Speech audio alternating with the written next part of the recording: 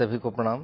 स्वागत है साथियों आप सभी लोगों का हमारे इस वीडियो में, जहां हम लोग निरंतर ही श्री रामचरितमानस जी के माध्यम से निरंतर ही राम कथा को श्रवण करते हुए चले आ रहे हैं। अब आइए, आज भी हम सभी लोग वंदना प्रकरण के ही अंतर्गत बाबा आज श्री रामचरितमानस के उस सबसे लाडले पात्र का को प्रणाम करते हैं, उनकी वंदना करते हैं, जो राम के अति प्रिय हैं और राम के अति निकट भी हैं। कौन है साहब? तो कहते हैं श्री लखन जी को आज प्रणाम करते हैं।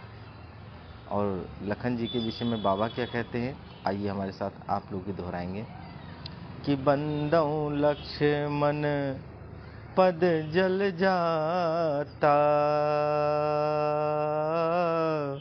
और शीतल सुभग भगत सुखदाता। आज श्री लक्ष्मण जी की वंदना की जा रही है। और क्या उपमा दी है बाबा ने? तो कहा कि बंदहु लक्ष्मण पल जल जाता, और शीतल सुभग भगत सुख दाता। कैसा है?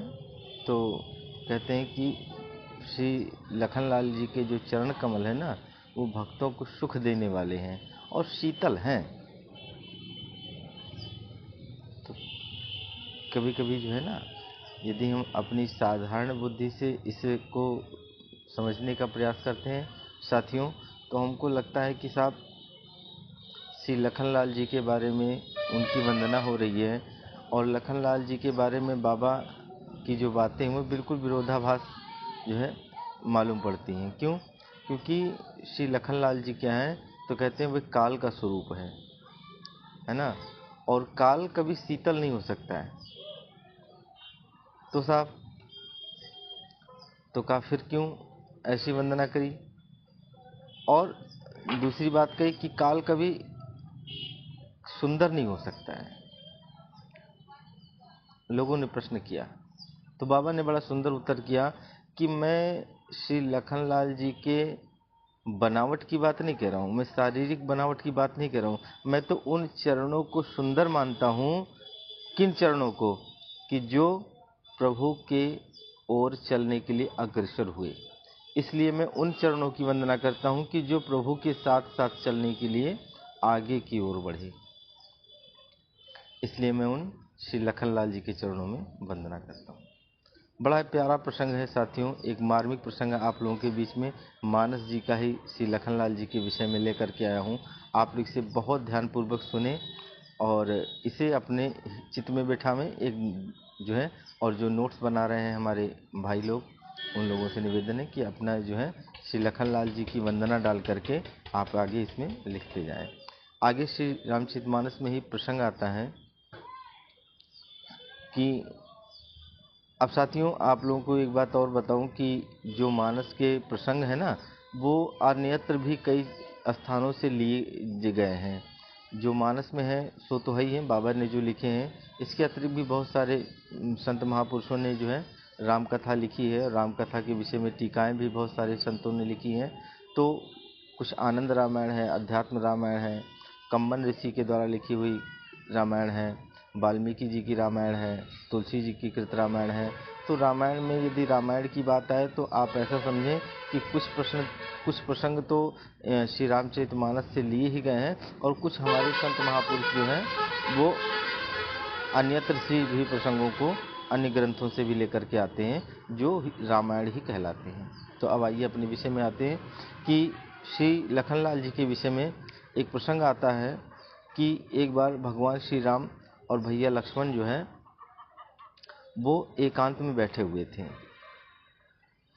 और जब एकांत में बैठे हुए थे तो भगवान श्री राम ने भैया लक्ष्मण से प्रश्न किया कि हे लक्ष्मण, आज बहुत दिनों से जिस अवसर की मैं प्रतीक्षा कर रहा था, वो अवसर मुझे आज मिला। मैं बहुत दिनों से एक प्रश्न जो मेरे मन में एक शंका सी बनी हुई है, उस शंका का मैं समाधान तुमसे चाहता हूँ। लखन जी थोड़ा शक पकाए कि साहब प्रभु के मन में और शंका, पर फिर भी लखन जी ने कहा हाँ प्रभु बताएं, ऐसी क्या बात है जिस बात की शंका आपको है। प्रभु ने कहा कि लखन, जब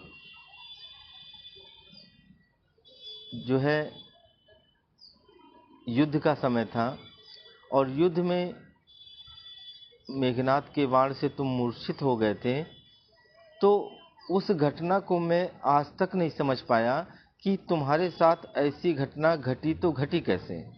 क्यों? कहते हैं कि मेरे नाम में की इतनी सामर्थ्य है कि जो सच्चे हृदय से मेरे नाम का स्मरण मात्र ही कर लेता है और उसका चिंतन मनन करता है, तो उसकी जन्म जन्मांतर की जो मूर्छा है वो दूर हो जाती है। और तुम मेरे अतिशय निकट होकर के भी और तुम्हें एक साधारण से बाण ने मूर्छित कर दिया, इस बात से मैं जो है मेरे मन में एक शंका सी बन गई कि आखिर वो कैसी लीला थी। लखनलाल, मैं यह आपसे जानना चाहता हूँ। भगवान की बात को सुनकर के श्री लखनलाल जी मुस्कुराए। कहा, प्रभु, आपको किसी ने जो है ना वो गलत जानकारी दे दी है। कैसे? कहा कि आपको किसी ने गलत जानकारी दे दी है कि वो बाण मुझे आकर के लगा। भगवान ने कहा, लखन कैसी बात करते हैं? अरे भाई, बाण तुम्हें लगा था ये हमने भी देखा है, और तुम मूर्छित पड़े थे, मेरी गोद में पड़े थे, और मैं रो भी रहा था, तुम्हें बार बार कह रहा था कि हे लखन, हे मेरे भाई, उठो, और तुम कह रहे हो कि किसी ने गलत जानकारी दे दी। मतलब श्री लखनलाल जी ने कहा, प्रभु, अच्छा आप ही न्याय करें कि बाण लगा मुझे और मैं क्या कर रहा था। तो बोले, तुम मूर्छित थे, सो रहे थे, मूर्छा में, निद्रा में सो रहे थे एक तरह से। और कहा कि प्रभु आप क्या कर रहे थे? तो कहा, मैं तुम्हें अपनी गोद में लेकर के रो रहा था। तो कहा, भैया अब आप ही न्याय करें कि जिसे बाण लगा वो तो सो रहा है और जिसे नहीं लगा वो रो रहा है। तो इसका तात्पर्य क्या है? इसका मतलब कि अगर बाण लगा होता तो जिसे बाण लगेगा वो सो सकता है कभी? भगवान बहुत प्रसन्न हुए लखन जी के इस उत्तर से, लेकिन फिर भी कहा, लखन, तुमने कोई ना कोई लीला जरूर करी है, कोई ना कोई। तब लखन जी पुनः मुस्कुराया और कहा कि प्रभु, लीला मैंने नहीं करी है, लीला तो आपने करी है। कहा, कैसी लीला करी है? कहा, भैया, जब मैं अवध से आपकी साथ चलने के लिए गया तो मैंने अपनी माता को प्रणाम करके उनकी आज्ञा लेने के लिए गया।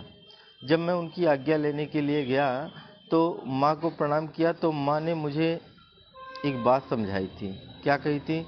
माँ ने कहा कि लखन, तुम प्रभु राम के साथ में, भैया राम के साथ में जा रहे हो, तो आप ऐसा न सोच करके जाना कि राम जो है ना वो माता सुमित्रा के कहने पे, माता कैकेयी के कहने पे वो जो है वन को जा रहे हैं, बल्कि राम तुम्हारे कारण से जो है वन को जा रहे हैं। इसलिए बहुत सावधान होकर रहना, ध्यान रखना कभी स्वप्न में भी भैया राम के प्रति, प्रभु राम के प्रति तुम्हारे मन में कोई विकार ना आने पाए, इस बात का सदैव ध्यान रखना।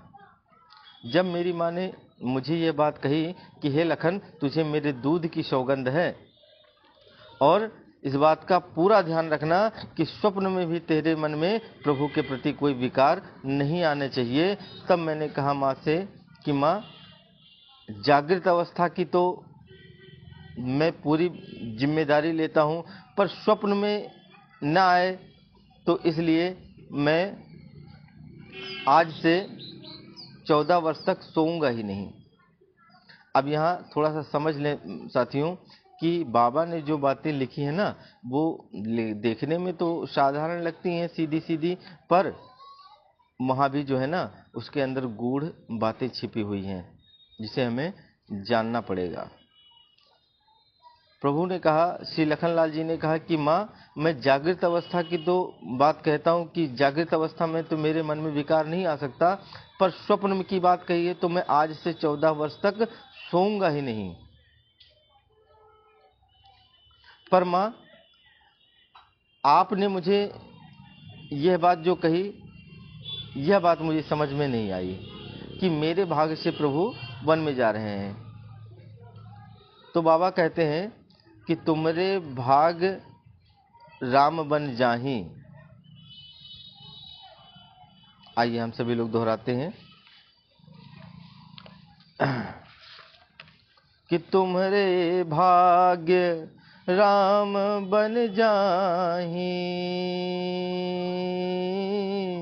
और दूसर हेतु तात कछु नाही। हे लखन, राम जो है ना, वो तुम्हारे ही भाग्य से, तुम्हारे ही कारण जो है जा रहे हैं। लखनलाल जी ने कहा, माँ, इस बात को मैं समझ नहीं पाया, आप मुझे इस बात को विस्तार से बतावें। माँ ने कहा कि हे लखन, तुम शायद नहीं जानते, पर तुम्हारा एक अवतार जो है वो शेष का भी है। तुम साक्षात शेष के अवतारी हो, और शेष होने के नाते तुम्हारे मस्तक पे इस संपूर्ण पृथ्वी का भार तुम्हारे मस्तक पे है, और उस मस्तक पे जो भार है वो इतना ज़्यादा भारी हो गया है कि जो तुमसे सहन नहीं हो पा रहा है। तो उस भार को कम करने के लिए, उस धरती के पाप को कम करने के लिए, तुम्हारे बोझ को हल्का करने के लिए ही राम वन में जा रहे हैं कि मेरा भैया लखन जो शेष के रूप में है वो इस धरती को अपने मस्तक पे धारण कर पावे। इसलिए हे तुमरे भाग्य राम बन जाही, दूसर तात हेतु कछु नाही। हे लखन, इसलिए ध्यान रखना कि स्वप्न में भी जो है तुम्हारे मन में भैया के प्रति कोई विकार ना पाए।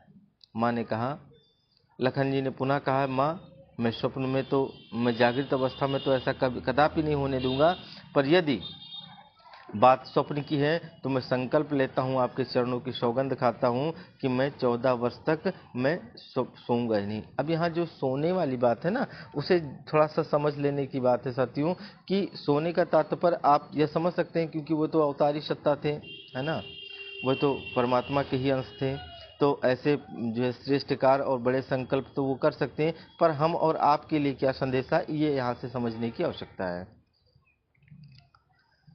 यहाँ समझने की यह आवश्यकता है कि साहब, सोने का जो तात्पर्य है वो कहना है कि अपने जीवन के प्रति जो है ना, हम जागृत रहेंगे, है ना।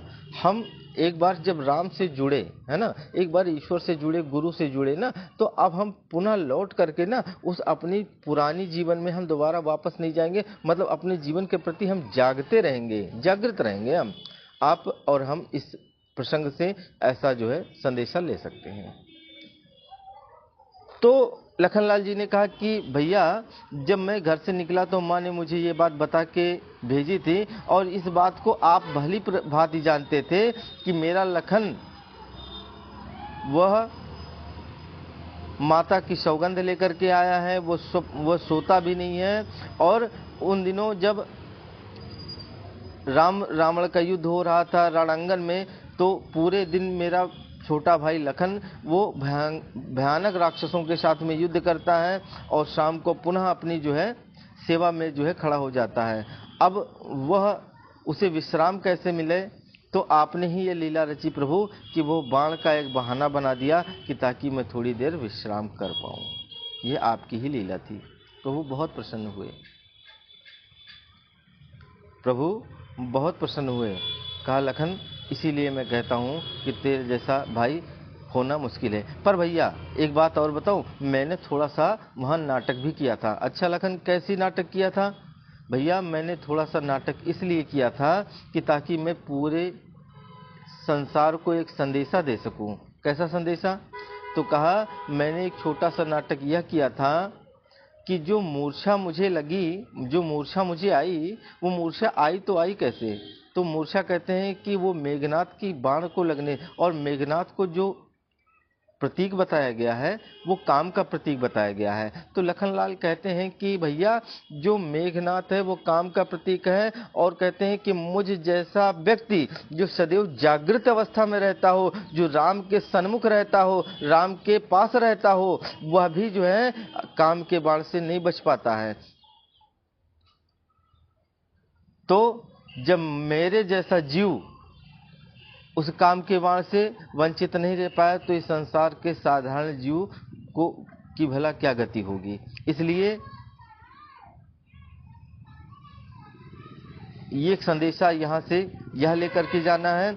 और दूसरा, प्रभु आप बुरा न माने तो एक बात और कहूँ, एक बार जिसे काम का बाण लग जाता है प्रभु, उसे फिर आप भी जो है वो जागृत नहीं कर पाते हैं। फिर उसे कौन जगा सकता है? तो कहा फिर उसे कोई सदगुरु, कोई भक्त, कोई ब्रह्मचारी हनुमान की ही तरह कोई भक्त आकर के उसे पुनः जागृत कर सकता है, पुनः जीवंत बना सकता है।